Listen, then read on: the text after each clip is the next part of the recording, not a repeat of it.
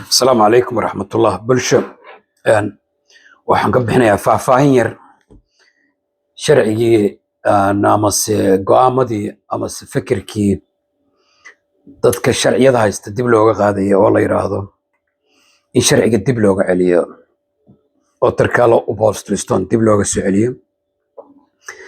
Sharcigaas wuxuu bilowday 2023 buu bilaabmay. waxaa lagu fikiray inay qoladan xoog jirka baana go'aan ka lahayd maadaama ay dowladda la dhisantay qoladan.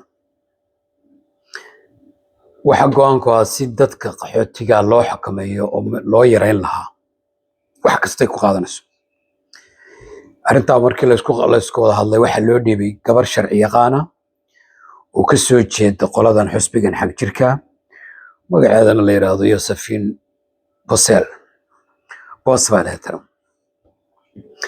way ka soo shaqaysay mudday ka soo shaqaysay go'aam iyadu dee keligeed ma iyo kooxda ku jirto waxay soo qortay iyo soo diyaarisay oo dhaanteed waxa gacanta loo geliyay wasiirka hay'adaha socdaalka waxaan u maleynayaa khamiistii dhaweyd ahayd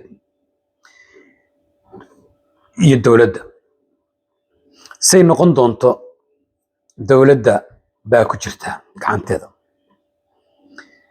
waxaa la yiri waan ognayo wasiirkaas waa hadda koor waa tegay Faransiiska oo la soo shaqeeyay oo waxyaabaha qaxootiga lagu xukumaynayo dhan baa loo soo dhigay. si kastaba ha ahaatee